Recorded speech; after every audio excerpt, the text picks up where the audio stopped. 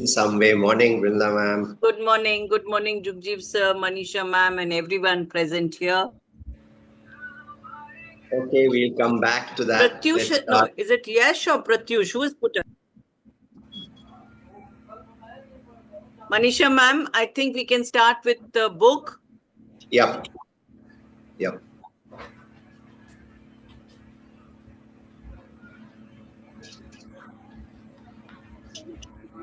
All right.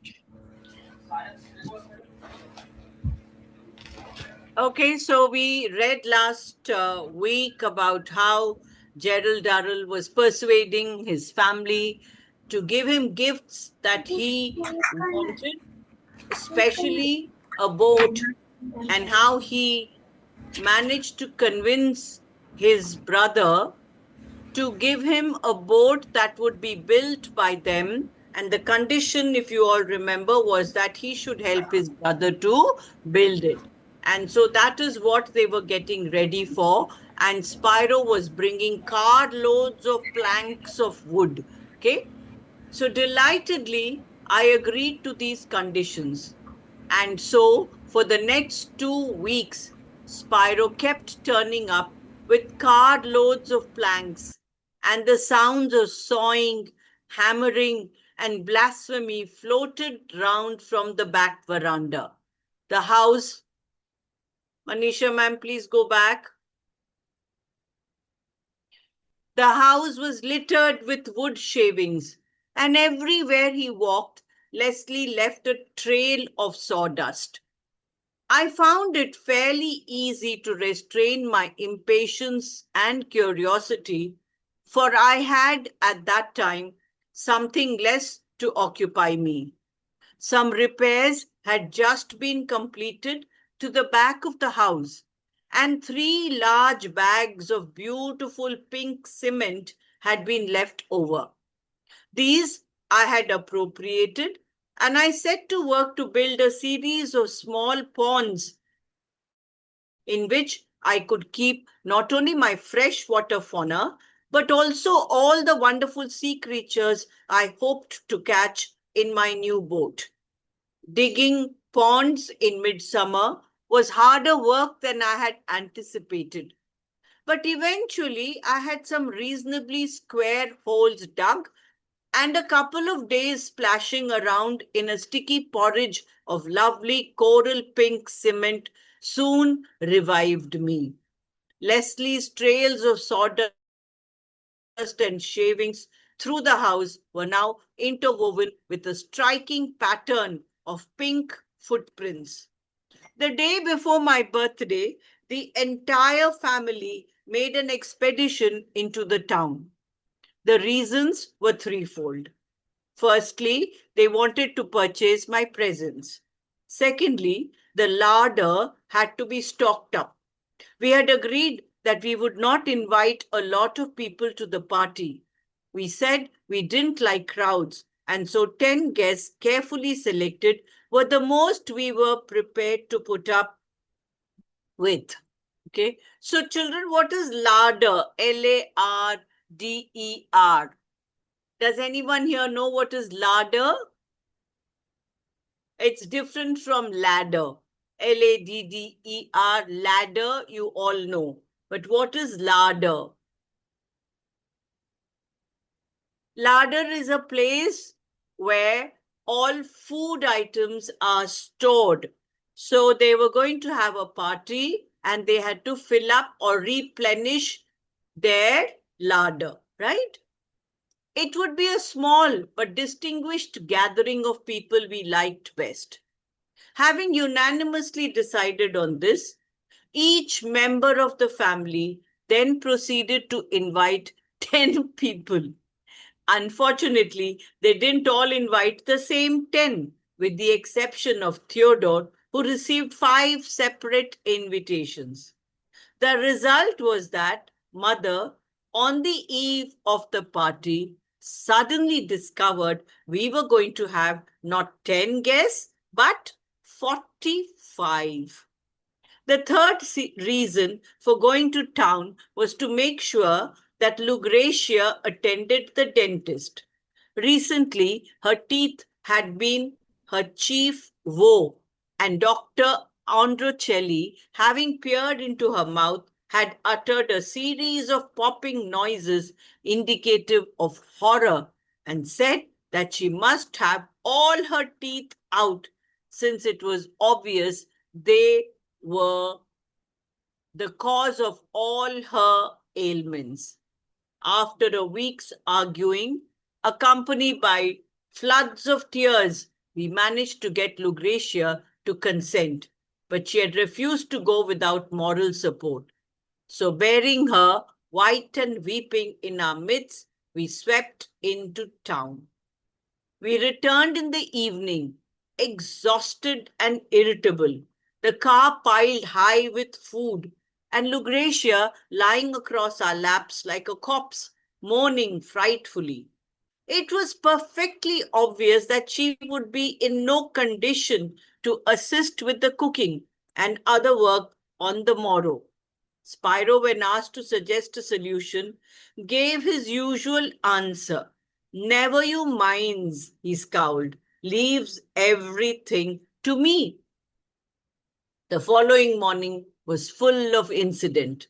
Lucretia had recovered sufficiently to undertake light duties, and she followed us all around the house, displaying with pride the gory cavities in her gums and describing in detail the agonies she had suffered with each individual tooth.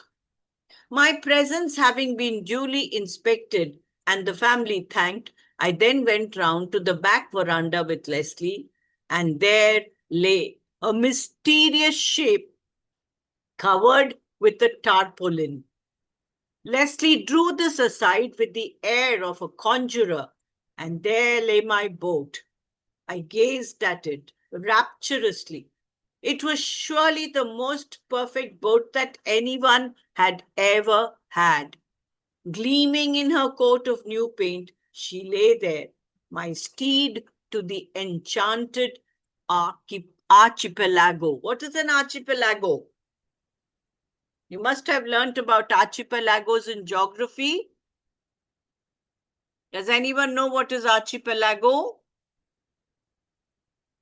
Very recently, if you have been following the World Cup football, you may have come across this archipelago from where emerged a fantastic footballer. He's all over the news and defeated Spain by the goal he scored against them.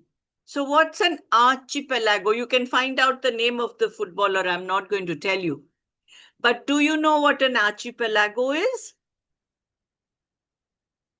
No? I don't get any responses here. Okay, an archipelago is a group of islands which together can make up a nation. So you can do a little bit of homework and find out what is this archipelago that I'm talking about to you, which became so famous because they produced this fantastic football team there, and how they came to, they have been now a part of the football World Cup, and what kind of news they have generated, right? So do look it up. So now here Jerry is.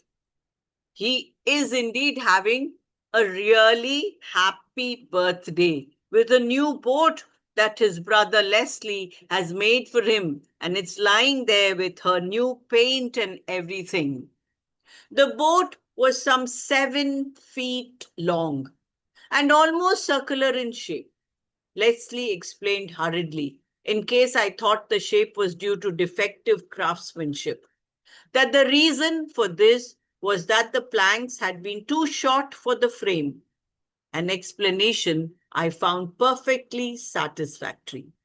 After all, it was the sort of irritating thing that could have happened to anyone. I said stoutly that I thought it was a lovely shape for a boat, and indeed I thought it was. She was not sleek, slim, and rather predatory looking like most boats, but rotund, placid, and somehow comforting in her circular solidarity. Okay, difficult words and phrases here. Let's just quickly look at what the sentence means. So the boat did not look like usual boats look, sleek, slim, okay, narrow, but this boat was round, right? Rotund. Rotund is of round, fat shape. Placid, that is very quiet and timid it looked. And she looked very comfortable because she was so round and good looking. She reminded me of an earnest dung beetle, an insect for which I had great affection. Leslie, pleased at my evident delight, said deprecatingly that he had been forced to make her flat-bottomed since, for a variety of technical reasons, this was the safest. I said that I liked flat-bottomed boats best because it was possible to put jars of specimens on the floor without so much risk of them upsetting. Leslie asked me if I liked the color scheme, as he had not been too sure about it. Now, in my opinion, the color scheme was the best thing about it, the final touch that completed the unique craft. Inside, she was painted green and white, while her bulging sides were tastefully covered in white, black, and brilliant orange stripes, a combination of colors that struck me as being both artistic and friendly. Leslie then showed me the long, smooth cypress pole he had cut for a mast, but explained that it could not be fitted into position until the boat was launched. Enthusiastically, I suggested launching her at once. Leslie, who was a stickler for procedure, said, "You couldn't launch a ship without naming her. And had I thought of a name yet?" This was a difficult problem, and the whole family were called out to help me solve it. They stood clustered around the boat, which looked like a gigantic flower, in their midst, and racked their brains. "Why not call it Jolly Roger?" suggested Margot. I rejected this scornfully. I explained that I wanted a sort of fat's name that would go with the boat's appearance and personality. "Arbuckle," suggested Mother vaguely. That was no use either. The boat simply didn't look like an arbuckle. "Call it the Ark," said Leslie, but I shook my head. There was another silence while we all stared at the boat. Suddenly, I had it. The perfect name. Bootle. That's what I'll call her. "Very nice, dear," approved Mother. "I was just about to suggest Bum Trinket," said Larry. "Larry, dear," Mother reproved. "Don't teach the boy things like that." I turned Larry's suggestions over in my mind. It was certainly an unusual name, but then so was Bootle. They both seemed to conjure up the shape and the personality of the boat. After much thought, I decided what to do. A pot of black paint was produced, and laboriously, in rather tricky capitals, I traced her name along the side. The Bootle Bum Trinket. There it was. Not only an unusual name, but an aristocratically hyphenated one as well. In order to ease Mother's mind, I had to promise that I would only refer to the boat as the Bootle in conversation with strangers. The matter of the name being settled, we set about the task of launching her. It took the combined efforts of Margot, Peter, Leslie, and Larry to carry the boat down the hill to the jetty, while Mother and I followed behind with the mast and a small bottle of wine with which to do the launching properly. At the end of the jetty, the boat bearers stopped, swaying with exhaustion, and Mother and I struggled with the cork of the wine bottle. What are you doing? Asked Larry irritably. For heaven's sake, hurry up. I'm not used to being a slipway. At last, we got the cork from the bottle, and I announced in a clear voice that I christened the ship the Bootle Bum Trinket. Then I slapped her rotund backside with the bottle, with the unhappy result that half a pint of white wine splashed over Larry's head.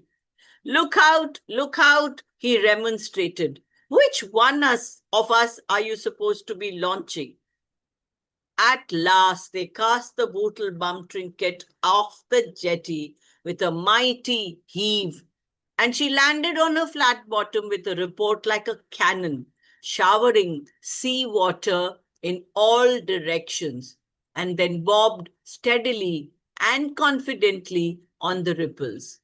She had the faintest suggestion of a list to starboard, but I generously attributed this to the wine and not to Leslie's workmanship.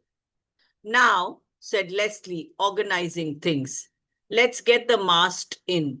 Margot, you hold her nose. That's it. Now, Peter, if you'll get into the stern, Larry and I will hand you the mast. All you have to do is stick it in that socket. So while Margot lay on her tummy, holding the nose of the boat, Peter leapt nimbly into the stern and settled himself with legs apart to receive the mast which Larry and Leslie were holding. This mast looks a bit long to me, Les, said Larry, eyeing it critically. Nonsense. It'll be fine when it is in, retorted Leslie. Now, are you ready, Peter? Peter nodded, braced himself, clasped the mast firmly in both hands, and plunged it into the socket. Then he stood back, dusted his hands, and the Bootle Bum Trinket, with a speed remarkable for a craft of her circumference, turned turtle. Peter, clad in his one decent suit which he had put on in honor of my birthday, disappeared with scarcely a splash. All that remained on the surface of the water was his hat, the mast, and the Bootle Bum Trinket's bright orange bottom. He'll drown, screamed Margot, who always tended to look on the dark side in a crisis. Nonsense, it's not so deep enough, said Leslie. I told you that mast was too long, said Larry unctuously. It isn't too long, Leslie snapped irritably. That fool didn't set it right. Don't you dare call him a fool, said Margot. You can't fit a 20-foot mast onto a thing like a wash tub and expect it to keep upright, said Larry. If you're so damn clever, why didn't you make the boat? I wasn't asked to. Besides, you're supposed to be the expert, though I doubt if they would employ you on Clyde's side. Very funny. It's easy enough to criticize just because that fool. Don't you call him a fool? How dare you? Now, don't argue about it, dears, said Mother peaceably. Well, Larry's so damn patronizing. Thank God he's come up, said Margot, in fervent tones as the bedraggled and spluttering Peter rose to the surface. We hauled him out, and Margot hurried him up to the house to try to get his suit dry before the party. The rest of us followed, still arguing. Leslie, incensed at Larry's criticism, changed into trunks and armed with a massive manual on yacht construction and a tape measure, went down to salvage the boat. For the rest of the morning, he kept sawing bits off the mast until she eventually floated upright. But by then, the mast was only about 3 feet high.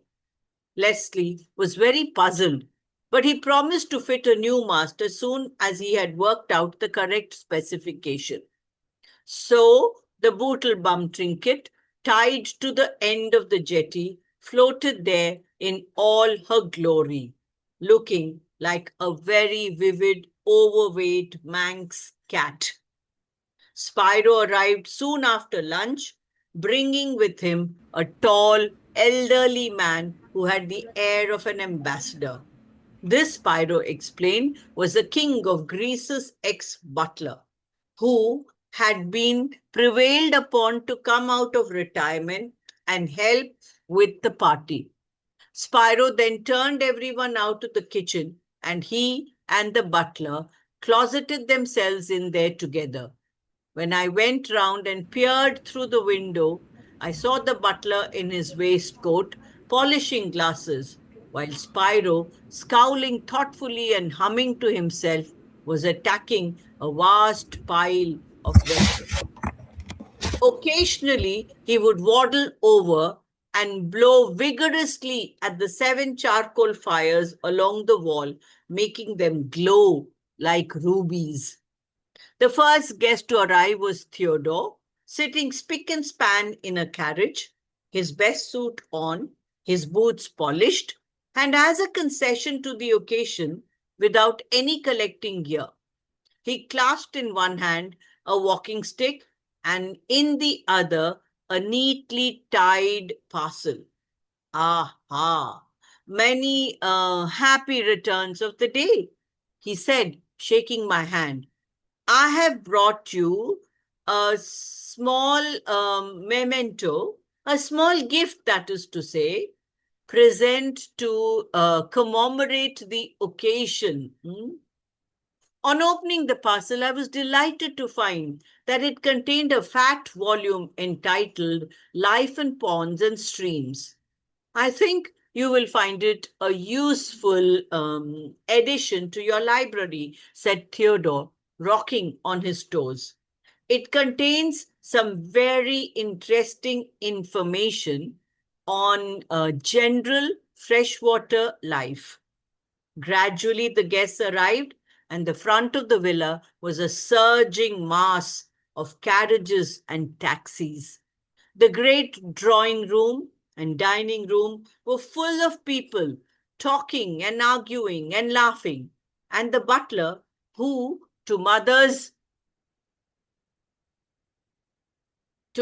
dismay, had donned a tailcoat, moved swiftly through the throng like an elderly penguin, serving drinks and food with such a regal air that a lot of the guests were not at all sure if he was a real butler or merely some eccentric relative we had staying with us.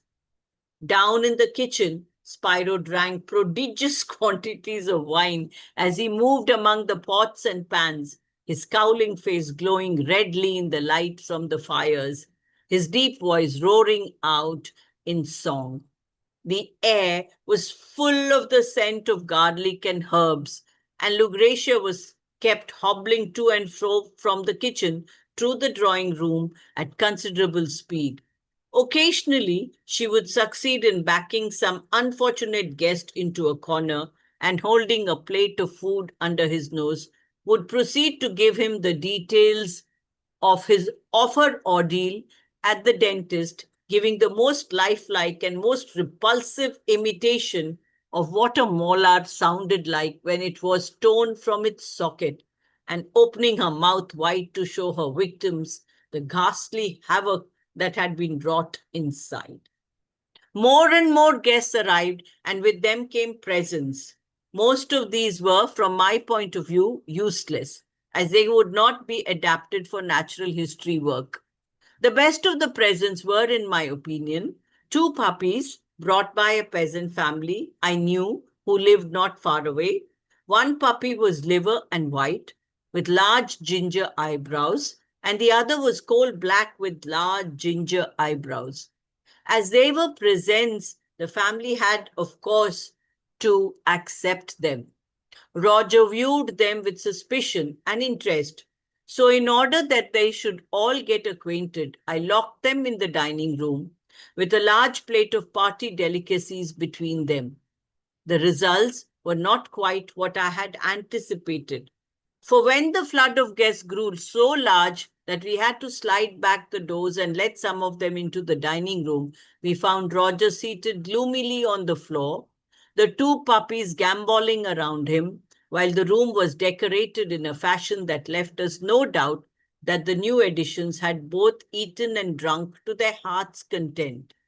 Larry's suggestion that they be called Whittle and Fugue was greeted with disgust by Mother, but the name stuck, and Whittle and Fugue they remained. All right, so it's almost time. We have about 2 minutes and we shall stop here. One thing I think I should point out about Gerald Durrell's writing is the exaggeration.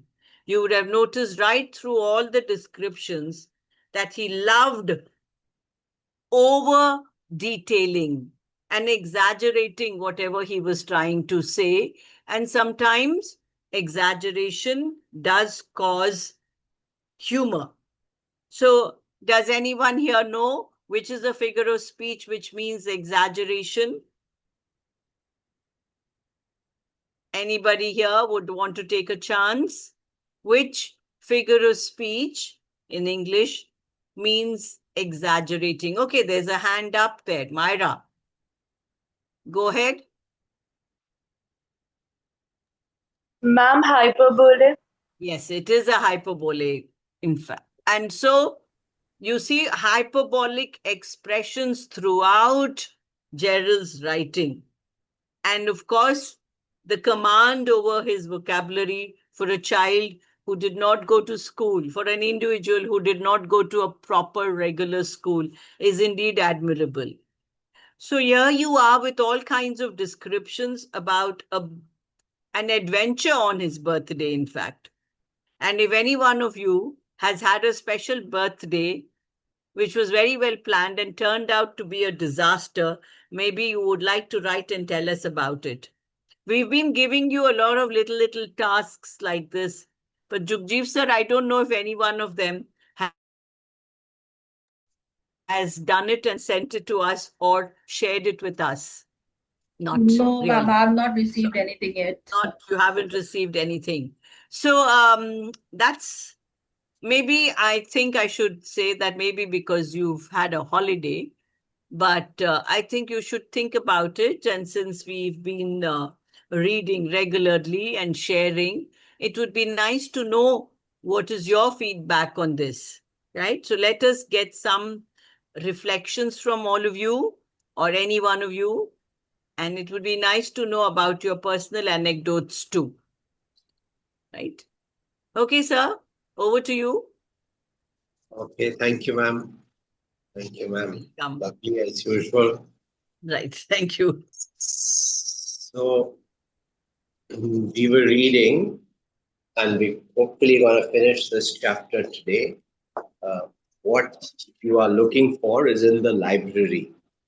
And we've been reading this chapter with Natsumi. And Natsumi, is working in this organization called Banyusha. She's just had a baby. She had a baby a few years ago. The baby's about 2 years now. But when she had the baby, the company, figured that it'll be difficult for her to manage the baby and her work. So they transferred her out of the editorial department. She loved the editorial department and really loved her job. And in the course of her job, she had done some innovative things. And one of them was to get a writer, Madame Mizue, to write a serial novel. And that became fairly popular. And so she wasn't happy when she came back to work and found that the company had transferred her. In Japan, people end up working fairly late. From the company's point of view, it wouldn't have been possible for her to manage both jobs. And even now that she's in information resources, she leaves the office at 5 p.m. while everybody is still working. She's also having difficulty in managing her daughter alone, and husband, has been, he's like a normal uh, Japanese male worker who ends up keeping late hours, travels a lot, and so his contribution has been little less than what she would have liked. Uh, and So she's not happy with her work. She's not happy with the pressure that she's having of bringing up, her daughter. And she ends up going to the library. We've come across this library, and we've come across Namachi-san, who's the librarian, uh, who's given books to people in the earlier chapters that we've read. And so the librarian gives her this book, Door to the Moon, and gives her, a gift like she gives the other characters. And one day, all starts to come together for Natsumi. She meets Madame Mizue for lunch, and she just, because she's so full up and she's not shared, a story with anybody. She not even talked much to her husband about her situation actually. And so Madame Mizue just advises her that, life is always, or let's say the grass is always greener on the other side, right? And she calls it an expression of the merry-go-round. And she also tells her that the playground is big. So she's just trying to make sense of what Madame Mizue had told her over lunch in the evening, when she looks at the gift that the librarian had given her, and it's a small felted earth, and suddenly it strikes her that the earth moves, but she is not moving, right? She is just stuck in a position of letting things happen. And then it suddenly strikes her that maybe she should do something about a situation. Like the earth moves, she should move. And that's then she links it to what Madame Mizue had said about the playground being big. And she said, okay, so I'm not happy in my current role, and I will try and find another job. And so she applies to a publishing company, uh, but she doesn't get accepted. So she's a little disappointed with that.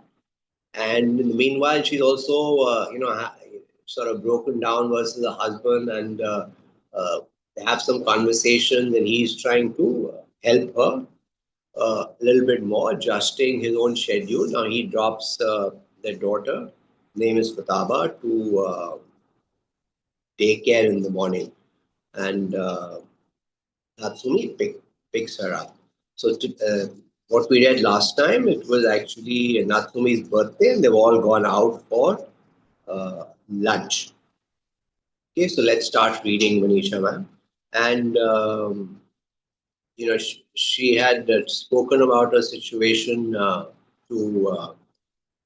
Kuriyama, who works at the Kiriyama, who works at the store, and Kiriyama is the same person who was friends with Tomoka in the first chapter.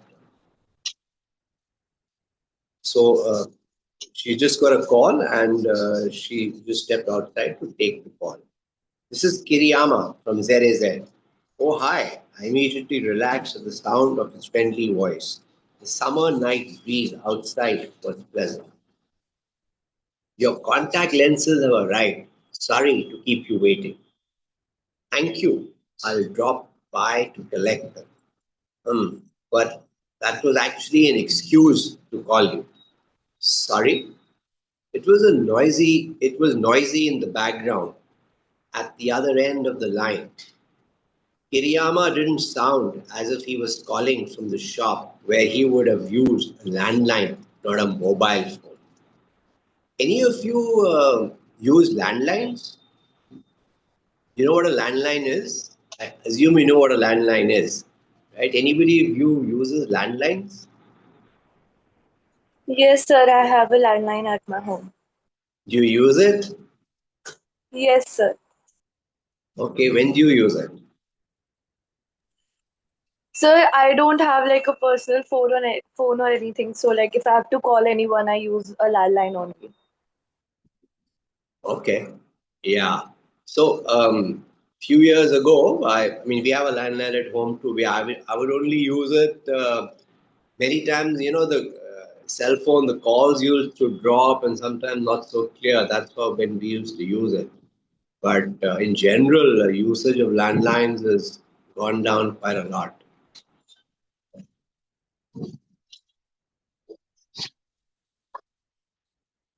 I heard him take a deep breath the other end before saying, Miss Sakitani, have you heard back from Cherry Peach yet?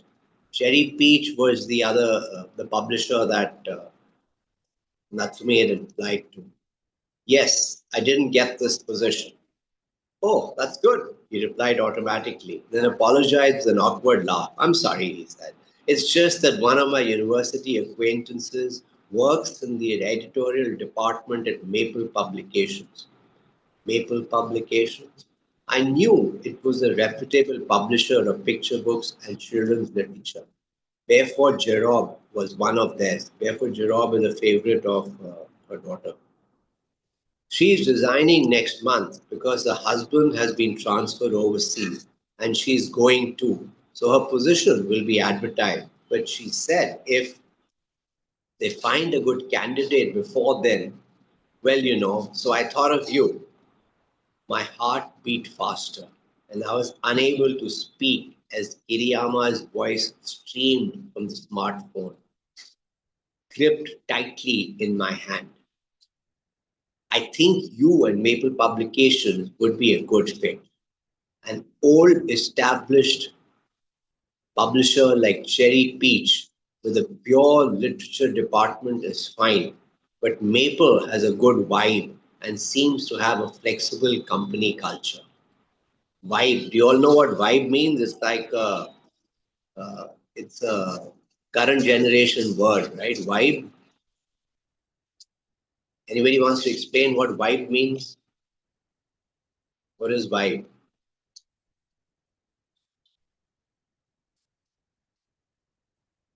Okay, so this book was published in 2022, so it has a lot of contemporary words in it. Can Okay, I say so aura? Anji, Can I say aura? yeah, well, it's like a feel, right? It's like yeah, aura, feel, what atmosphere is being created. Right?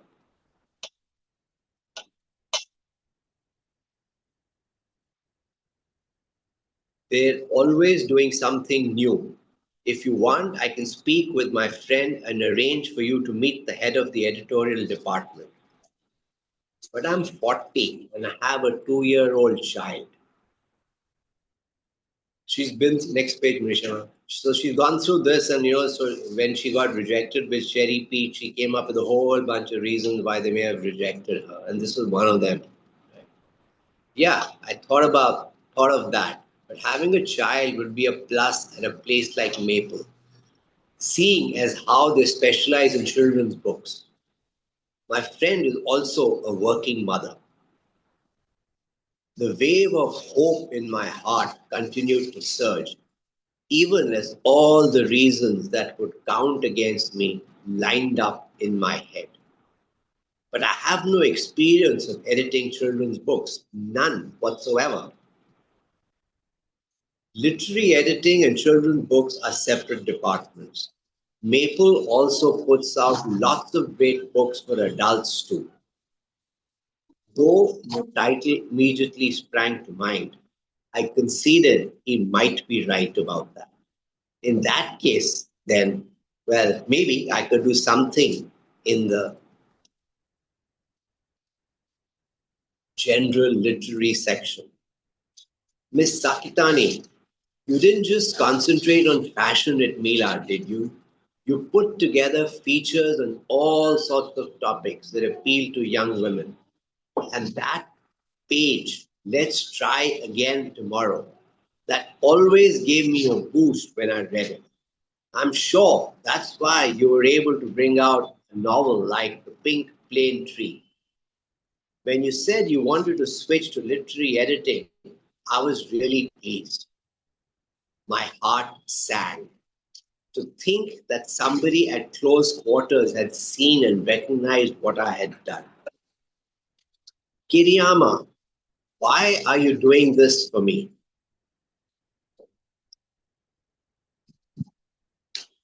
I simply wanted to know. I wasn't a friend of his, nor did he have any kind of obligation to me. He was just someone I used to know at work. He answered without hesitation. There's no why. It's just the way things turned out. Isn't it a good thing to want more great books in the world? I want to read them too. Right. So now just think about this. This is a very normal human tendency, right? Somebody is trying to do something, good for you, and you start to wonder, why is this person doing this, right? Why do you think that is the case? Do you have any thoughts? Why is Natsumi questioning him as to why he's doing what he's doing? Any thoughts on that?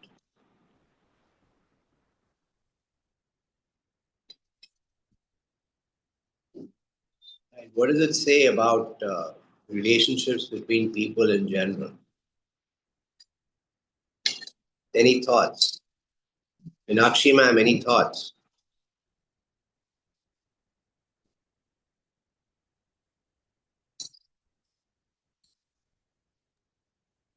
Ishika, Myra, any thoughts? According to me, it's all give and take policy when it comes for relationship nowadays. It wasn't initially because out of love, everyone was doing in some time before. But now, since we have taken it as kiss give and take policy, so if somebody wants to help, the first thing comes, okay, what am I supposed to return? And what is that person wants the thing from me? Is it really wanted? So this certain question which keeps popping up in our mind, and that is the reason the selfless love or the friendship or actual helping of each other has become a standstill, and people really cannot take that out of only helping nature the person is doing it. Thank you, Manisha ma'am, for summarizing that so beautifully. Yes, you know, we always say in the good old days, people just did things for the sake of doing the right thing, right? And now, as Manisha ma'am said, there's a lot of there is an expectation of give and take, right? And that's how we started to look upon life. Okay, so Ishika says maybe because she was curious why he wanted to help her, even though they weren't close friends or something. Yeah, that's exactly the point, Ishika. Why is it that she's even questioning that he wants to help her? Why shouldn't somebody just want to help somebody? Right? I mean, why is it a question? Is the point I'm asking. Right? And Manisha ma'am has explained it really well that we moved away from doing things for the sake of the goodness of the thing, right? That's the point. That's how the world has become a little bit. Is the point Manisha ma'am was making, and that's why Natsumi is also questioning it, right? So he answered without hesitation. There's no why. It's just the way things turned out. Isn't it a good thing to want more great books in the world? I want to read them too. I looked down at the ground. My feet shook in their sandals. We've come across some uh, interesting words that describe how she's feeling. Right. Earlier, she said that her heart sank. Right now, she's saying my feet shook in their sandals. So we've just read uh, Gerald Durrell, who was an expert absolutely in describing situation. But in her own way, Michiko Aoyama also, if you picture what she's saying, then you can understand the emotion, right? My heart sang, my feet shook in their sandals, right? Kiriyama said he would be in touch and we hung up. I was walking on air. There comes another one. I was walking on air as I made my way back to the table where I drank down my herb tea in one gulp. Walking on air, what do you think it suggests? What does it suggest to you? I was walking on air. What does it suggest to you? How is she feeling? How is she feeling? Too happy, Ishika says. Yeah, so it's that. And there's a very nice Hindi song of a film. I mean, I forget the film, but I remember it was Manisha Koirala singing it. Um, I mean, which sort of describes the Aaj Main Upar. I think it was. That's how the song starts. I think, which sort of describes her feeling. Yeah, she just felt as if she was floating in air, right? Because she was so happy, just in a different world. I made my way back to the table where I drank down my herb tea in one gulp. What's up? Shuji asked. I told him what had happened. That sounds like a fantastic opportunity, he said. He clearly understood, but I was quailing inside. Quailing is worrying, right? Feeling fear. That's what she was feeling inside. It was too good. Besides, I was just getting over my disappointment about Cherry Peach. And if I let my hopes rise only to be dashed again, the hurt would come back. Does this kind of thing really happen? It's too good to be true. I can't believe an opportunity like this would just fall into my lap. Shuji looked at me. You're wrong, he said earnestly. This didn't just come to you. It happened because you did something for yourself. You took action and that caused things to change around you. Right? And he's right? Because that's exactly what she did. And many times, this is what happens to us, right? We're in a rut and we're thinking the same things again and again and again and not being able to get out of the rut, right? So, what changed and what can change for us when we are in that situation is to just think about things a little differently, right? So all the thought that came to Natsumi's mind that time was the earth is not stationary, the earth moves, right? And she figured I can too. That's all the thought suddenly that came. And because she got, you know, uh, Madam Mizwe had spoken to her about it in the afternoon, and she looked at that the gift that she had got and tried to make meaning out of it, and all sort of came together. And this is what we call subconscious memory. You know, there is something that's happening in your brain, you know, without you realizing it. There's something called the focused brain where you're focused on something. And then there is this other way of thinking, which is diffuse thinking, which is what happens. You're giving your brains things to do. It's not solved at that point of time, but suddenly it will solve it for you. It's like a brainwave suddenly coming. Well, maybe I did. I'd missed out with Cherry Peach, but I hadn't gone for a job with them. There would have been no reason to tell, if I hadn't gone for a job with them, there would have been no reason to tell Kiriyama I wanted to be a literary editor.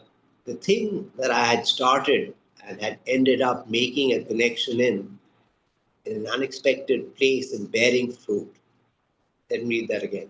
The thing I had started had ended up making a connection in an unexpected place and bearing fruit. Kiriyama's offer might have been a complete surprise, but one I wholeheartedly welcome.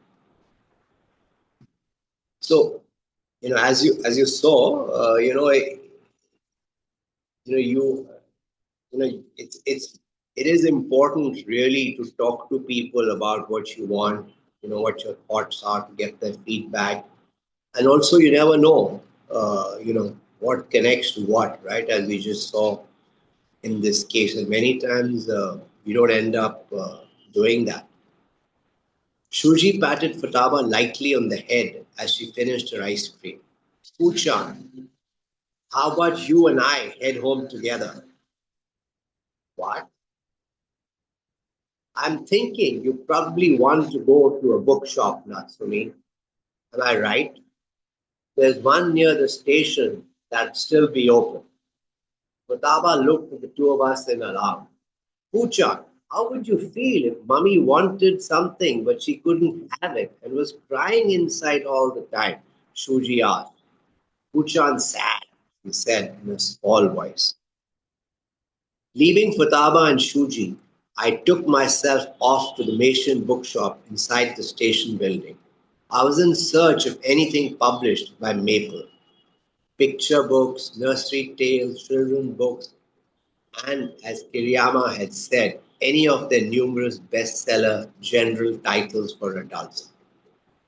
It wasn't long before I realized to my surprise that I had already read and loved quite a few novels from Maple.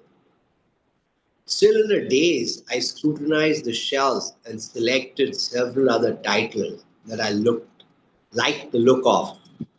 Then I added Barefoot Gerald to my pile of purchases. Lastly, I searched for Door to the Moon, but the striking blue cover was nowhere to be found. Instead, I found the same title with a different cover, Door to the Moon in a new format. A graceful picture of the moon filled almost the entire front cover, again against a background of deep blue graduating to yellow green at the bottom. When I opened the book, the end papers were not the inky black of the previous edition, but a startling canary yellow. Text inside appeared to be the same, however. Canary is a is a bird, and as it suggests, it's a very specific yellow color, and it's very good at picking up smell, right? And canaries used to be used in coal mines so that if carbon monoxide was coming, a canary would know before a human would know the carbon monoxide was coming. I think, as you know, carbon monoxide kills people sometimes when it's being released, and because it's not easy for us to smell that. It was a reissue, proof that this book was beloved and still in demand. The knowledge warmed me. Books too could be reborn. I thought of who might pick up this book and who they might react to. Ah, I did so want to make books. Books that made one look forward to tomorrow or helped reveal hidden depths within oneself. So, any thoughts? Do you have anything to add? What books make you do, or you want to comment on uh, books that make one look forward to tomorrow or help reveal hidden depths within oneself? I know that when one is reading a very interesting book and one puts it down and you're looking forward to tomorrow for the specific purpose that you get a chance to read further again. Any thoughts on helping on this or helping reveal hidden depths? What else books make you do?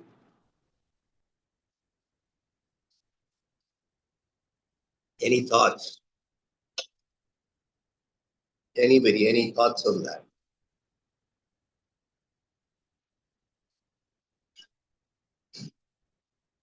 Myra, Talat, Ishika. I know Meenakshi can write a book on the subject.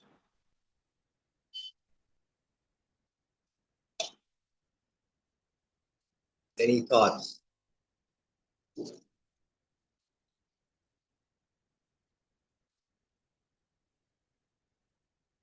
When we were reading this book by Vikas Joshi, book was called My Name is Cinnamon. Uh, Nisha ma'am, please unmute Meenakshi ma'am. Uh, you know, Vikas, he talked about it, how books were a window and a mirror, right? Which I thought was was a fantastic way to think about books. Yes, Meenakshi.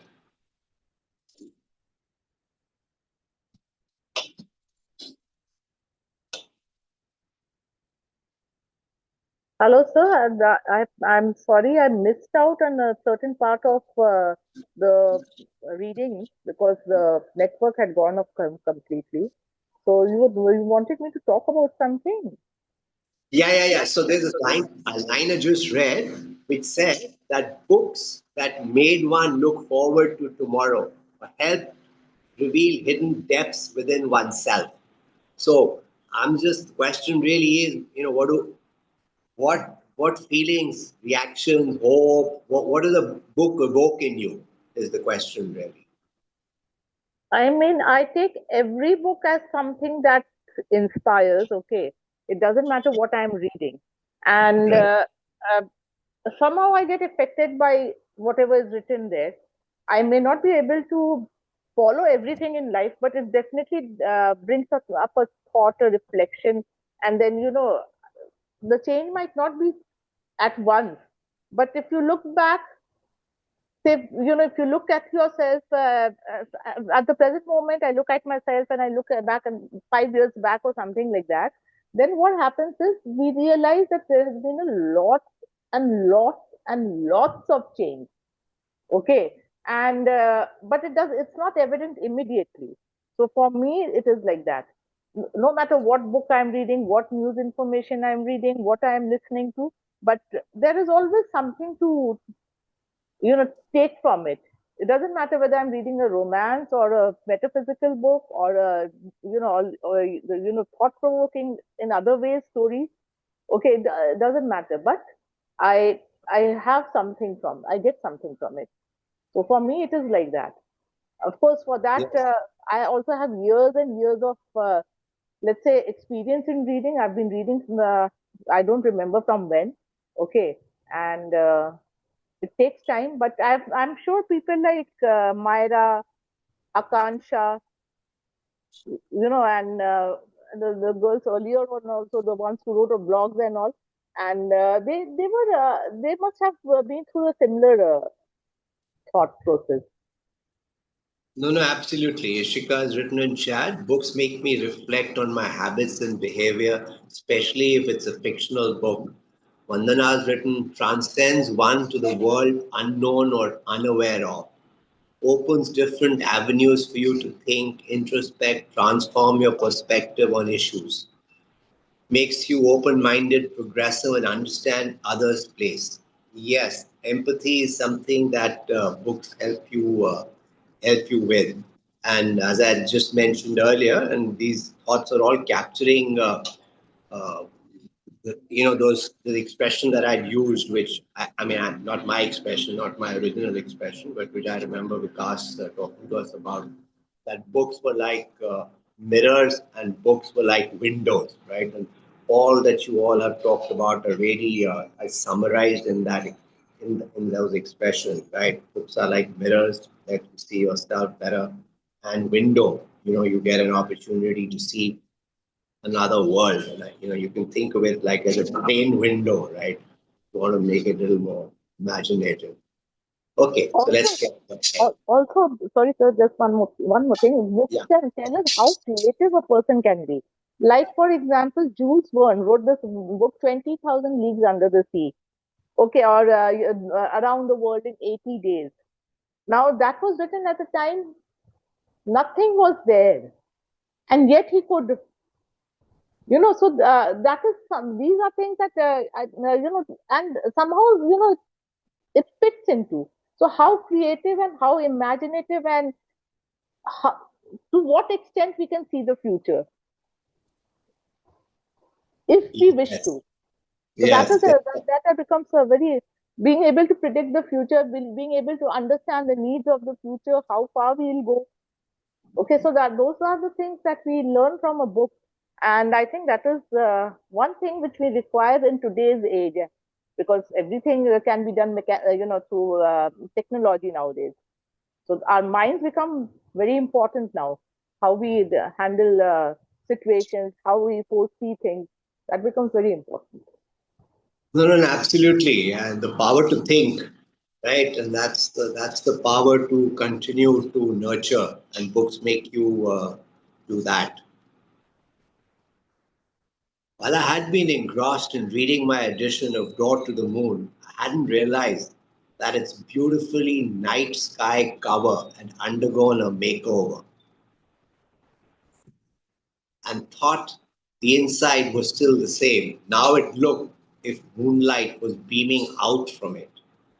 Meanwhile, the tiny black and white motif of moon waxing and waning, which had been on the bottom right hand corner of every even numbered page in my edition, had been moved to the top in the new one.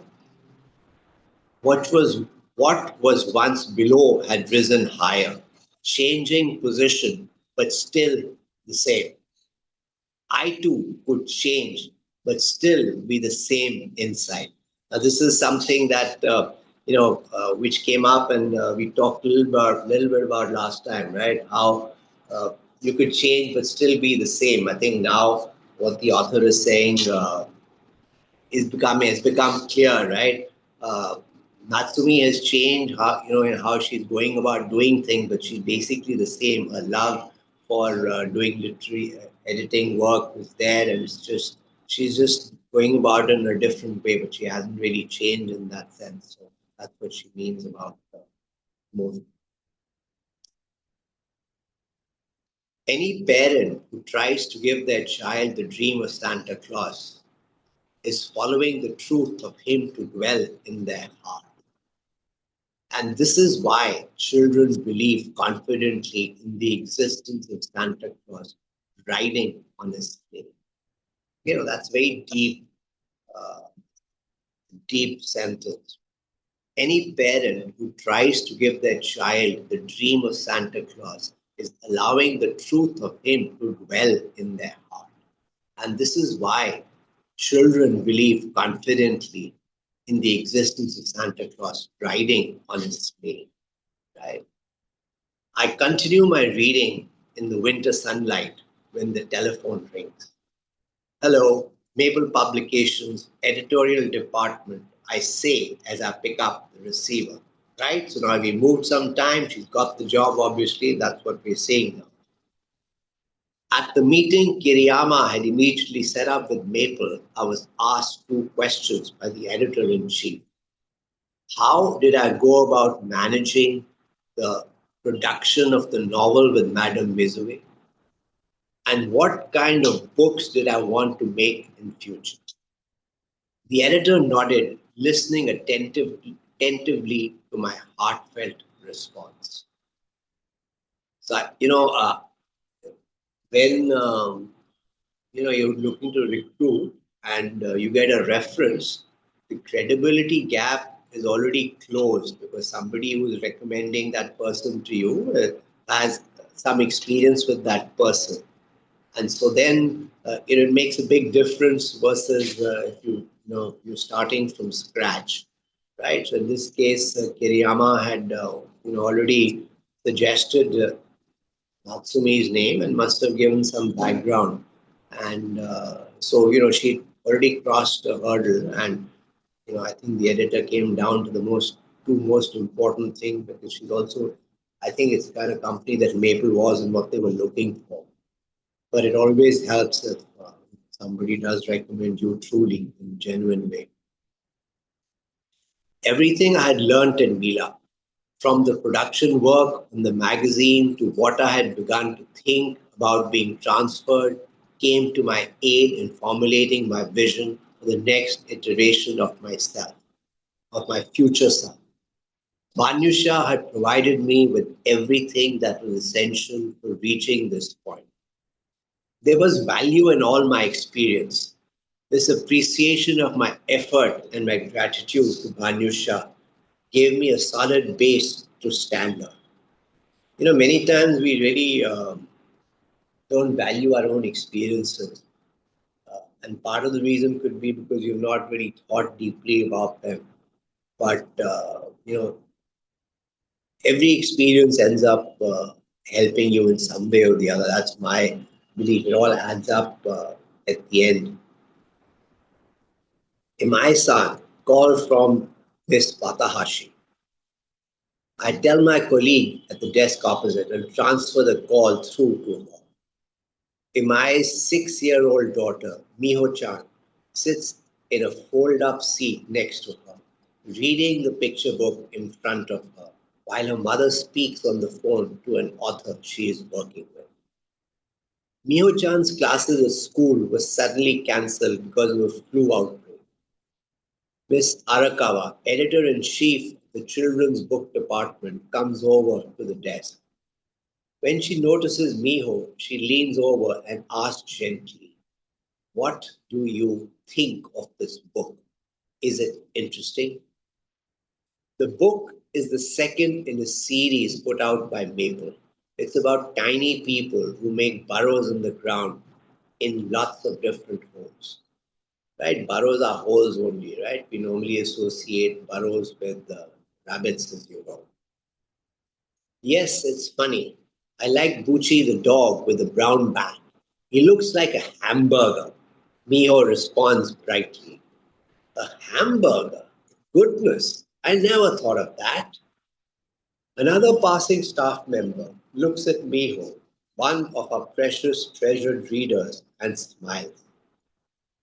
There is no resistance to children being in this workplace.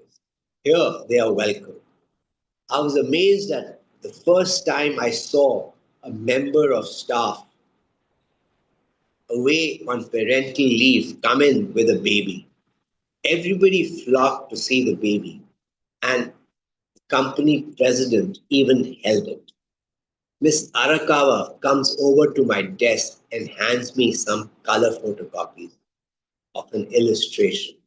"Miss Sakitani, would you mind asking Futaba-chan which one she likes?" "Yes, I'd be happy to. Thank you, as always." Until now, a child had been an obstacle in my workplace. Here, they are not only accepted but regarded as useful. Miss Arakawa leaves, and I turn my attention back to the book. The Santa Claus that parents teach is not a lie, but a larger truth.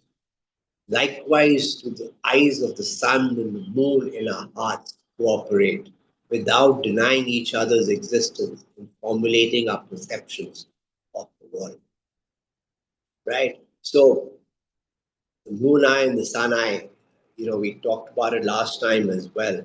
But let's just talk of the boat, right, that Leslie built for Gerald, right? If you remember, one of the ways the author described the boat was warm, right? If I remember right. So if you think of a color as warm, you're looking at it from the moon eye.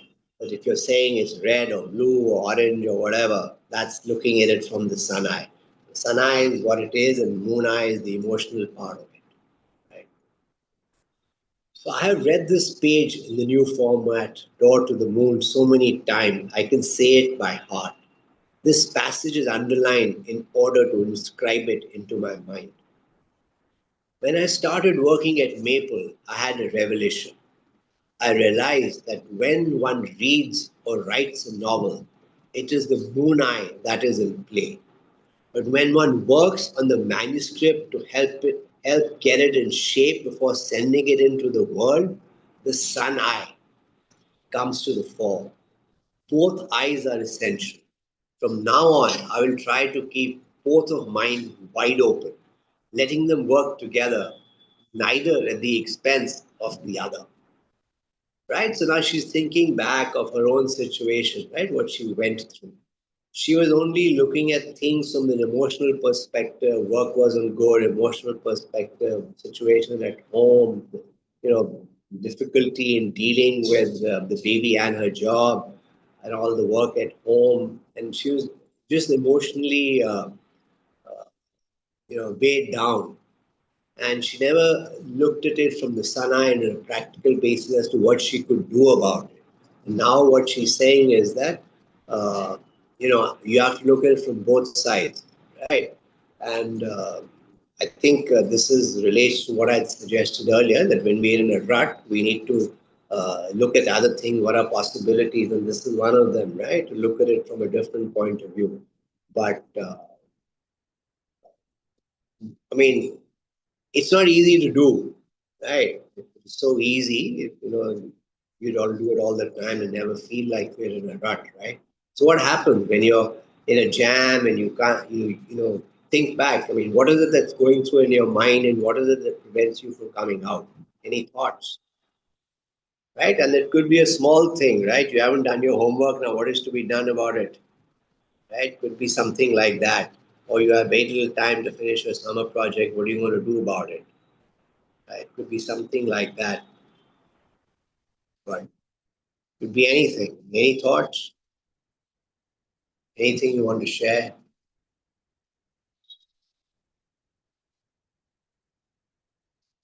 Okay, so this the suggestion that the author is giving is that keep both eyes open. I close the book and carefully put it back with the others between the bookend on my desk. Then I take out a thin pamphlet, a serial novel that I came across last month. Yes, this is it, I thought at that time. Here's an author I passionately want to work with and cultivate. Drawing on all my networks, I managed to obtain his email address and am now about to try and make contact. I calm my breathing and turn to the computer. Slowly, I tap out an email that comes straight from the heart. I would like to open a new door with you. The earth goes round. We gaze at the moon, illuminated by the sun. Feet on the ground and facing the sky, we go forward, changing as we do, in order to deliver a larger truth to the person looking down at an open page. Okay, so that was chapter 3 of the book. Anybody, any thoughts on this chapter, the story, what we've read? Even if you're not there earlier, I think I gave you enough for background. Any thoughts? What did you learn from this story? Any learnings? Any learnings? Any learnings? Any thoughts? Anything that comes to mind? Even if it's from what we've just read today.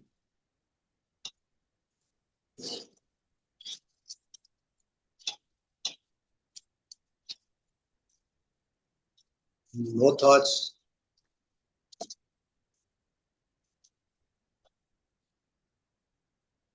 Okay, so Ishika says, I learned that opportunities will come anytime and you should be open to them. Right, absolutely. And that is the key thing. Are you open to opportunities or not? It's really dependent on how you're thinking. Okay. Uh, so there is a part of the brain which looks for opportunities. Okay. So let me try to explain it to you by an example. So if you get up and something not so nice happens and you say today is a bad day, your brain will show you 30,000 things in the day which are bad. If you tell yourself it's a great day, your brain will show you lots of good things in the course of the day. Okay, the brain is searching for what you asked it to search for. Okay, so opportunities are also like that. If you are looking, if you open to them, then you will see them, right? So it's a very important point, Ishika. Uh, Opportunities come anytime. You should be open to them, and if you are open to them, then they will come. So reversing what you just said. Okay, if you are open to them, the opportunities will come. Okay, they're all around. It's a question of you noticing them and doing something about them. Anybody else? That's a good thought. Anybody else?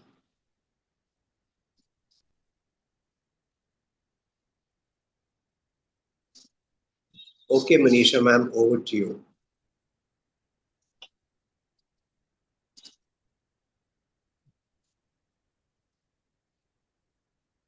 Thank you so much, sir. We really learned quite a few things from the book, and there are certain questions which keep happening, or we keep asking ourselves why this happened, what could have been there if we are doing this, or on the contrary, if we have done it that way. So ifs and buts are always there in our mind. So to conclude, no ifs, no buts, no coconut. So we should take the things as it is, and we all should learn to talk and walk to walk. With that note, I would like to start my Hindi book reading. So good morning to everyone. As we all know, we have two book readings in English and one in Hindi. So Ruskin Bond की book आपका इंतजार कर रही है. आज की Ruskin bond की book में हम चैप्टर पढ़ने वाले हैं जिसका नाम है हवा को सुनो. सो जैसे कि आपको पता है कि रस्किन बॉन्ड की जो कहानियां हैं बहुत ही छोटी छोटी है, वो एक बार में ही खत्म हो जाती हैं. तो हवा को सुनो, ये जो टॉपिक है, ये जो चैप्टर का नाम है, इससे आपको क्या लगता है कि कहानी कैसे होने वाली है? इस कहानी को किस प्रयास के साथ, किस रीजन के साथ, किस सेंटर आइडिया के साथ लिखा गया होगा?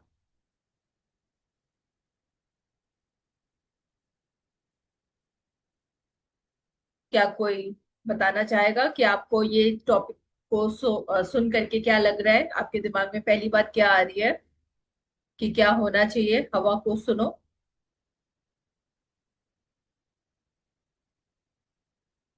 कहानी किस रास्ते ले जाना चाहती है हमें? Read the tea leaves. Yes, sir. So with that note, I'll start reading. पहाड़ियों में मार्च शायद सबसे असहज महीना होता है. बारिश ठंडी होती है, अक्सर ओलों के साथ होती है, और उत्तर से आने वाली हवा जबरदस्त ताकत के साथ पहाड़ी दर्रों को चीरते हुए आती है. वे चंद लोग जो हिल स्टेशन में सर्दी गुजारते हैं, आग के करीब ही रहते हैं. अगर वे आग बर्दाश्त नहीं कर सकते तो वे बिस्तर में घुस जाते हैं. मैंने पाया कि बूढ़ी मिस मैकेंजी गर्म पानी की 3 बोतलों के साथ बिस्तर में लेटी हुई है. मैं बेडरूम की अकेली इजी चेयर पर बैठ गया. कुछ देर तक मिस मैकेंजी और मैंने कड़कड़ाहट सुनी और बिजली चमकने का खेल देखा. टिन की ढलवा छत पर बारिश जबरदस्त शोर मचा रही, और एक दूसरे की बात सुनने के लिए हमें अपनी आवाज ऊंची करनी पड़ रही थी. बारिश में भीगी खिड़कियों से देखने पर पहाड़ियां धुंधली और अस्पष्ट लग रही थी.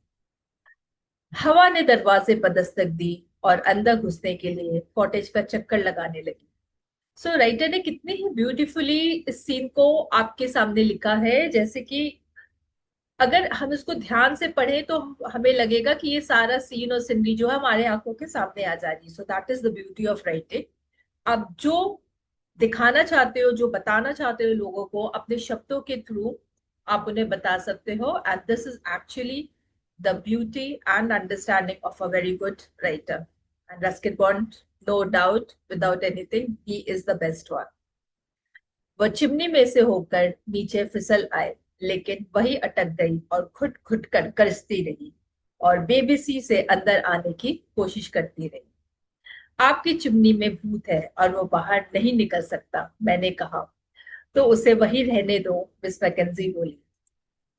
सामने की पहाड़ी पर बिजली की एक चमकीली दमक ने मुझे एक पल के लिए खंडहरों का वो ढेर दिखाया जिसके बारे में मुझे कभी पता नहीं था. आप बर्न्ट हिल को देख रहे हैं, मिस मैकेंजी ने कहा. तूफान होने पर हमेशा बिजली चमकती है. चट्टान शायद चट्टानों में लोहे के भंडार है, मैंने कहा। मुझे नहीं पता, शायद यही कारण है कि कोई भी वहां लंबे समय से नहीं रहता। वहां बनाया गया करीब करीब हर घर बिजली की चपेट में आ गया और जलकर खाक हो गया। मुझे लगा कि मैंने अभी अभी कुछ खंडहर देखे हैं। मलबे के सिवा वहां कुछ नहीं है। जब लोग पहली बार पहाड़ियों में बस रहे थे तो उन्होंने उस स्थान को चुना। बाद में वो स्थान पर चले गए जहां अब शहर खड़ा है। जली हुई पहाड़ियों को हिरणों, तेंदुओं और बंदरों के लिए, और यकीनन इसके भूतों के लिए छोड़ दिया गया था। ओ, तो यह प्रतिपादित भी है। इस तरह की शामों में लोग ऐसा ही कहते हैं। लेकिन आप भूतों में विश्वास नहीं करते, है ना? नहीं, क्या आप करती हैं? तो यहाँ पे मैं कुछ देर रुक करके आपसे पूछना चाहूंगी कि क्या आप लोग भूतों में विश्वास करते हैं? क्या ऐसा कोई है, या कभी आपको लगा है कि भूत होते हैं? या कभी कोई स्टोरी आपके सामने आई है जिसपे आपको लगा हो, किसी ने आपको कोई कहानी बताई हो अपने घर के बारे में, अपने पुराने मकान के बारे में, किसी गांव के बारे में, वहां की कोई कहानियां हो सकती हैं? मनीषा ऐसा मैम, कभी? मेरा अपना तो कोई एक्सपीरियंस नहीं रहा है, लेकिन मुझे कई कुछ रिलेटिव्स लोग ऐसा ऐसा कुछ बता चुके हैं जो कि वो लोग एक्सपीरियंस किए हैं। And you know, much as I would like to do away with those experiences, since there is a relationship and we know each other very well, and they are not will be people who will be making up stories, तो कहीं ना कहीं थोड़ा विश्वास तो है। पूरी तरह से भले ना हो, लेकिन क्योंकि अपने एक्सपीरियंस में नहीं है, and I would rather not experience such a thing, let's put it this way. But हाँ, एकदम ये भी नहीं बोल सकती कि बिल्कुल ही विश्वास नहीं। क्या मैं इस बारे में मीनाक्षी मैम कह सकती हूँ कि जहाँ पे लाइट है वहां डार्कनेस भी होगी? बिल्कुल लाइट और डार्कनेस वाला ही बात है ना। देखो, दे cannot be there together, they are opposite, but yes, अगर लाइट है तो डार्कनेस भी है, अगर भगवान है तो भूत भी है, ऐसा लोग सोचते हैं, ऐसा समझते हैं। बट यस, डायरेक्टली अभी कहीं पर भी कुछ भी इसके देखिए, बारे में नहीं कोई बोल सकता है। भगवान के विश के बिना तो कुछ भी नहीं होना है, सबसे पहला बात तो वो है ना। तो ऐसा डरने का भी हम लोगों को कोई रीजन नहीं है, अगर है भी तो इट डजेंट मैटर, है ना। Because ultimately it's God will that prevail, so there is nothing to be scared और frightened about. But at the same time I mean, the way this, and I have never heard कि stories में कभी भी किसी ने किसी को कोई हार्म पहुंचाया हो, ये कभी नहीं सुना, बस किसी ने कुछ देखा है। So that is, it's only till there. अब लेकिन हाँ, हम लोग ऐसा ऐसा स्टोरीज सुन रखे हैं, पढ़ रखे हैं, may be fictional may be real, ये डर लगता है। तो यहाँ पे मैं यही कहना चाहूंगी कि बी स्ट्रॉन्ग, डरने की जगह फेस एवरीथिंग एंड रिक्वायरमेंट के हिसाब से करिए। आजकल इंसानों को रहने की जगह नहीं मिल रही, इतनी ज्यादा पॉपुलेशन बढ़ गई है, तो भूत आके कहाँ ही रहेंगे। तो भूत लोगों को डराते हैं, तो वो उन्हीं को डराते हैं जो डरते हैं। तो अगर हम डरे ही नहीं तो वो किसको डराएंगे? चलिए चैप्टर को आगे बढ़ाते हैं। नहीं, लेकिन जब आप इसकी कहानी सुनेंगे तो आप समझ जाएंगे कि वे क्यों कहते हैं कि पहाड़ी प्रेत बाधित है। सुनो, मैंने सुना, लेकिन पहले तो मैं हवा और बारिश के अलावा कुछ नहीं सुन सका। और फिर मैकेंजी की स्पष्ट आवाज इन चीजों की आवाज से ऊंची हुई, तो मैंने उन्हें ये कहते हुए सुना, यह वास्तव में बदनसीब प्रेमियों की पुरानी कहानी है। यह 16 आने सच है। त्रासदी से कुछ हफ्ते पहले मैं रॉबर्ट से उसके माता पिता के घर पर मिली थी। वह 18 साल का था, लंबा, तरोताजा और मर्दानगी से भरा हुआ। वह वही पैदा हुआ था, लेकिन रॉबर्ट के पिता के सेवानिवृत्त होने पर उसके माता पिता इंग्लैंड लौटने के बारे में सोच रहे थे। उनके पिता मजिस्ट्रेट थे, लेकिन मुझे लगता है इस कहानी पर इसका कोई असर नहीं पड़ा। उनकी योजनाएं उस तरह साकार नहीं हुई जैसे कि उन्होंने सोचा था। पता है, रॉबर्ट को प्यार हो गया था। ध्यान रहे, किसी अंग्रेजी लड़की के साथ नहीं, बल्कि एक पहाड़ी के साथ, बर्ट हिल के पीछे के गांव के एक जमींदार की बेटी के साथ। आज भी यह अपरंपरागत होता। आज से 25 साल पहले तो यह लगभग अनसुना था। रॉबर्ट को खूब चलना पसंद था। एक बार जंगल में लंबी पैदल यात्रा कर रहा था। उसी दौरान उसने उसे देखा या सुना। बाद में कहा गया कि उसे उसकी आवाज से प्यार हो गया था। वह गा रही थी। गाना धीमा और मीठा था और रॉबर्ट के कानों के लिए अजनबी था। वह सीधे उसके दिल से जा लगा। जब उसने लड़की का चेहरा देखा तो वह निराश नहीं हुआ। वह जवान और खूबसूरत थी। लड़की ने उसे देखा और उसकी हैरानी भरी निगाहों का जवाब एक संक्षिप्त और क्षण भंगुर मुस्कान के साथ किया। रॉबर्ट ने अपने उतावलेपन में गांव में पूछताछ की। उसने लड़की के पिता को ढूंढ निकाला और ज्यादा इधर उधर की बात किए बिना शादी के लिए उसका हाथ मांग लिया। शायद उसने सोचा था कि एक साहब के इस तरह के अनुरोध को ठुकराया नहीं जाएगा। साथ ही यह वास्तव में उनकी ओर से काफी जिंदा दिली का काम था, क्योंकि कोई अन्य युवक जंगल में लड़की से आसानी से जबरदस्ती कर सकता था, लेकिन रॉबर्ट को प्यार हो गया था और इसलिए उसका व्यवहार पूरी तरह से तर्कहीन था। बेशक लड़की के पिता की इस प्रस्ताव में कोई रुचि नहीं थी। वे एक ब्राह्मण थे और अपने इकलौती बेटी के शादी एक विदेशी से करके अपना परिवार के अच्छे नाम को खराब नहीं करने वाले थे।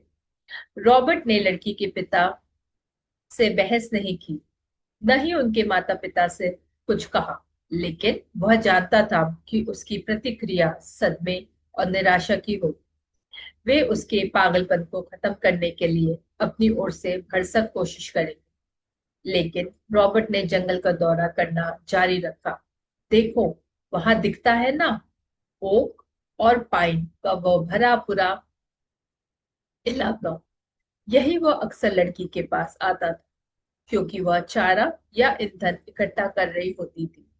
ऐसा नहीं लगता था कि वो खुद पर उसके ध्यान से नाराज थी, और चूंकि रॉबर्ट थोड़ी बहुत भाषा जानता था, इसलिए वह जल्द ही उससे अपनी भावनाओं को व्यक्त करने में सक्षम था।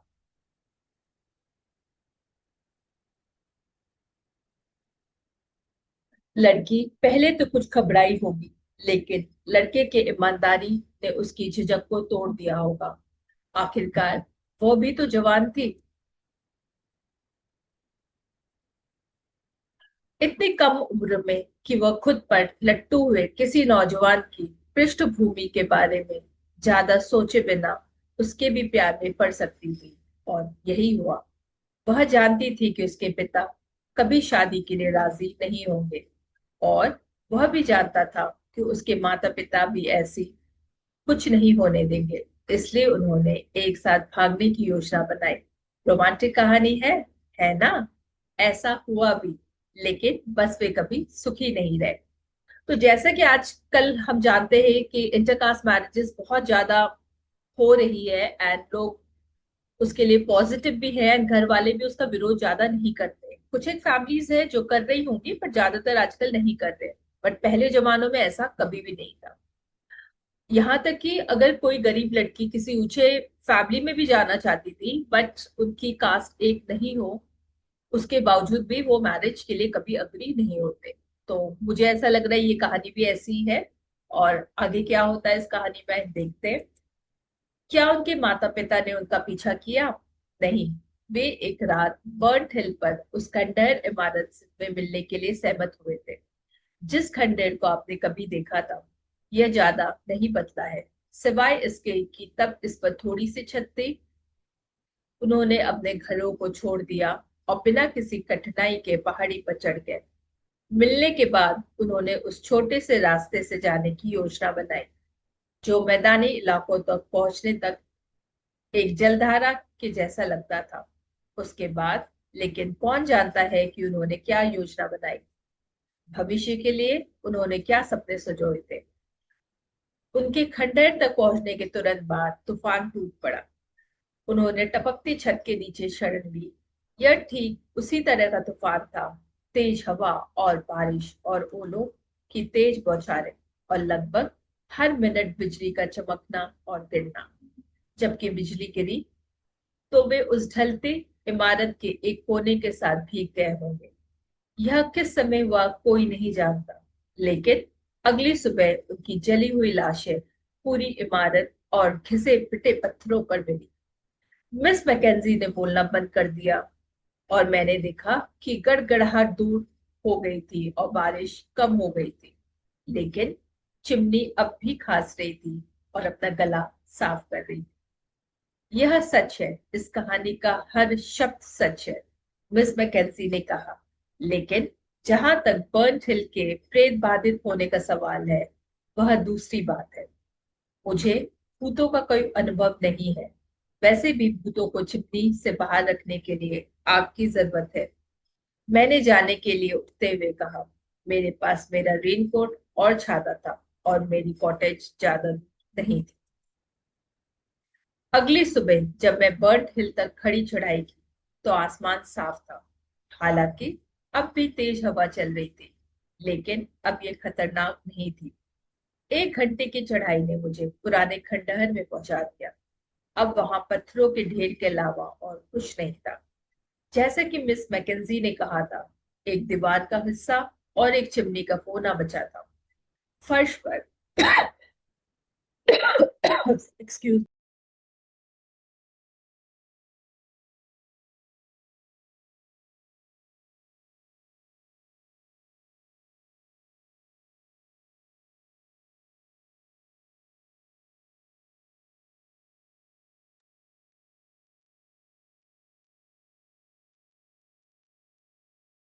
Yes so I just took a very short break. तो इस ब्रेक के बाद मैं ये पूछना चाहूंगी कि जिस तरीके से बिजली के कारण आग लग गई, तो आपको लगता है कि आग बहुत ज्यादा लग के आगे तक भी फैल सकती थी? क्या उस समय कुछ किया जा सकता था कि आग इतनी नहीं फैलती, और बिजली के कारण जो तबाही हुई थी और लोग उसे हॉन्टेड हाउस कह रहे थे, उसको रोका जा सकता था? क्या इसके बारे में कोई अपने राय पेश करना चाहेगा?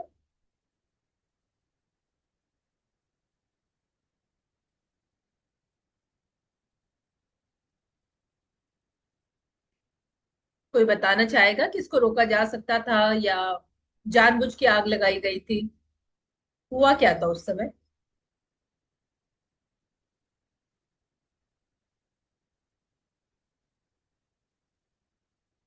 मायरा, आप कुछ कहना चाहेंगे? अंशिका, प्रत्युष, काव्यांश?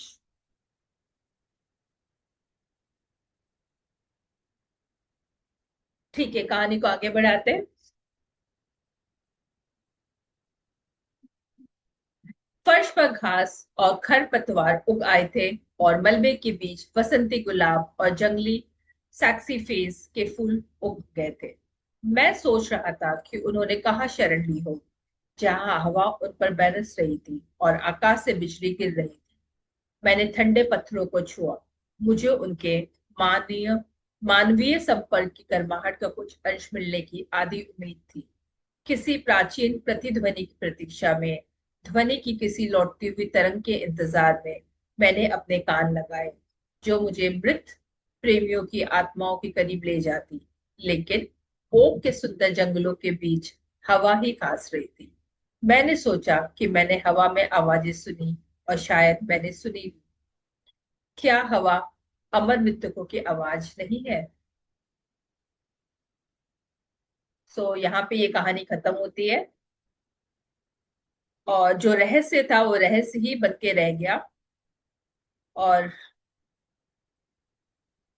सबसे बड़ा रहस्य था कि ऐसी कौन सी जगह होगी जो बिजली गिरने से दो मनुष्यों को जला के ले गई होगी, और जिसके कारण उनकी जान भी चली गई, और वो जो इतनी बड़ी जगह थी वो भी हो गई, खत्म हो गई। क्योंकि सूखे पत्तियों में तो लोगों ने सुना है आग लगते हुए, लेकिन गीली पत्तियों में या हरी घास में आग जल्दी से पकड़ के फैलती नहीं है।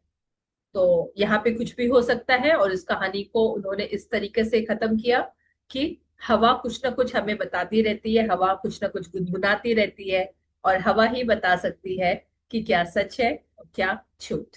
तो इस इमेजिनेशन और इस अनफिनिश्ड स्टोरी को अगर कोई फिनिश करना चाहेगा, कोई कंप्लीट करना चाहेगा, तो अपने रिफ्लेक्शन के थ्रू मुझे बताइए कि इसका बेहतर एंड कैसे हो सकता था, और आज के जमाने में अगर ऐसा होता तो लोग क्या करेंगे या कर सकते हैं। तो अगर कोई ये बताना चाहेगा तो आप लिख करके भी बता सकते हैं, या फिर आप, बहुत से बच्चे अनम्यूटेड भी हैं, तो आप अपना आपको अनम्यूट करके आप बता सकते हैं। कोई कुछ कहना चाहेगा?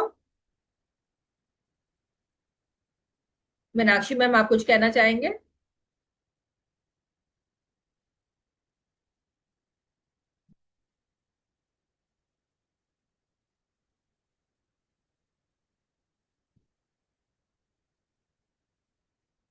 मैम, इस कहानी को इधर छोड़ देना मेरे ख्याल से बेस्ट चीज है, because it's open to any discussion, right? कि हाँ, क्या हुआ होगा, क्या नहीं हुआ होगा, कैसे हुआ होगा। मेरे हिसाब से दैट पजल, कि जिसमें आदमी फंस जाए, है ना, वो है। ठीक है, अब अपना हम दिमाग लगाते रहें कि क्या हुआ होगा, कैसे हुआ होगा, कैसे कैसे नहीं हुआ होगा। इट्स ओपन टू अब ऑल सॉर्ट्स ऑफ इमेजिनेशन। अब मैं अब इससे मुझे ज्यादा ऐसा अभी नहीं लग रहा है बोलूंगी। कि इसमें अगर कोई हम विलेन का रूप देते या किसी को कल्प्रिट बनाते तो अननेसेसरी का झगड़ा होता, ट्रिगर होता, एंड लोग एक दूसरे के दुश्मन बनते। इसलिए आप एब्सोल्युटली जो भी आपने कहा बिल्कुल सही है। हम सोचते रहेंगे कि क्या हुआ होगा, क्या हो सकता है, क्या नहीं हो सकता है, इंस्टेड ऑफ आपस में लोगों को झगड़ा कराने के या प्रॉब्लम को।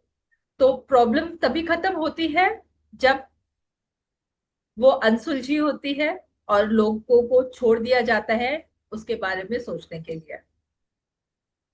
So thank you so much for today's session everyone, and thank you everyone for joining. I would be waiting for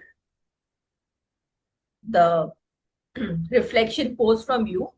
मैं अपनी ईमेल आईडी लिख रही हूँ, आप लोग अगर चाहे तो नोट कर सकते हैं, और या तो फिर आप अपने टीचर कोऑर्डिनेटर को अपनी रिफ्लेक्शन पोस्ट भेज सकते हैं, जैसे कि वो मुझे आगे बढ़ाए। जब हम रिफ्लेक्शन लिखते हैं तो ना सिर्फ हम उसको लिखते हैं, हम अपने मन के भावों को आगे बढ़ाते हैं, जैसे कि वो नेक्स्ट क्लास में, नेक्स्ट सेशन में पढ़ी जा सके। हम क्या सोचते हैं किस टॉपिक के बारे में, और उसके बारे में हम दुनिया को क्या संदेश देना चाहते हैं, is actually our reflection. So I will be waiting for your reflection. मेरा ईमेल आईडी है mk@learningforward.org.in। चैट बॉक्स में आ गया है, आप चाहे तो यहाँ से कॉपी कर सकते हैं, या तो फिर अपने टीचर इंचार्ज के थ्रू मुझे भेज सकते हैं। Thank you so much for joining. Tata, bye bye, take care.